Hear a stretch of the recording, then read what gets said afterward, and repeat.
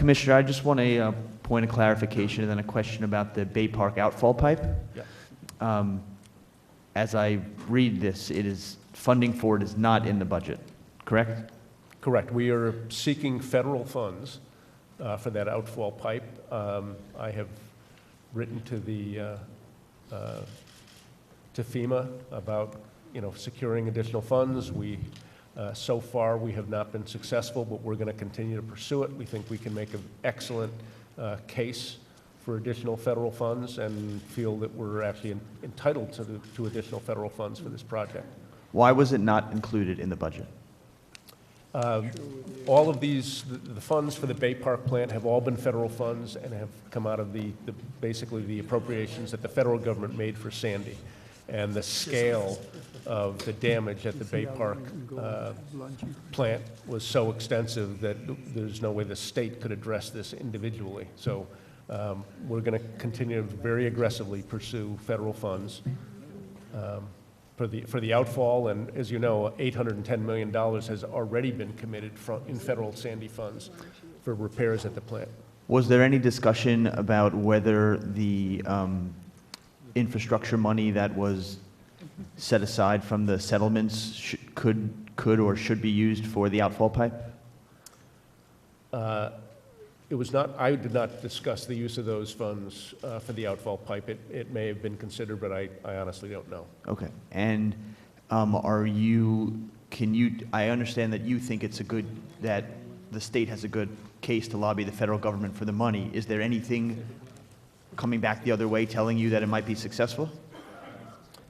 No, we're just, I don't know whether we'll be successful or not. I can tell you we're going to pursue it, and we have been pursuing it. We have made, again, I think an excellent case that under various kind of federal requirements that the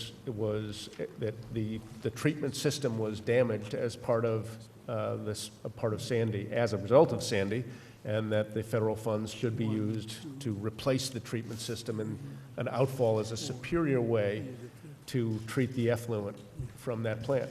So we think, again, we can make an excellent case that the federal funds should be used for this project. Okay, within that process, what happens next? Are you waiting to hear from them? You do a presentation? I'm just want to know what's the next step, please. I think the next step is, and we're working on a meeting in Washington with federal officials. Okay, and I just want to make a statement, and I guess you'll tell me whether you agree. I suspect you do, but in the 20th Assembly District that I represent, the Western Bays are in extremely poor shape because of the discharge of effluent, whether that's marine life or the water itself. And of course, the project excites me not only because it's better for the environment, but because the municipalities that could hook up their sewage treatment into it do not have to use the land that they've currently devoted for sewage treatment. So in Long Beach, for example, there's a great possibility that its own sewage treatment plant won't have to be there anymore, which opens up lots of development, and that's true with other places as well. So my constituents that I've talked to overwhelmingly favor it, as do a number of the different municipal governments. I think it's a tremendously important idea. It's a once-in-a-generation opportunity to really develop in a smart, green, and economically beneficial way. So I think it's a tremendously important project. Anything I could help do, or please let me know. And I just want to ask if you feel the same way about the importance of the project. I think it's a critical project. The Western Bays are in terrible shape, as you say.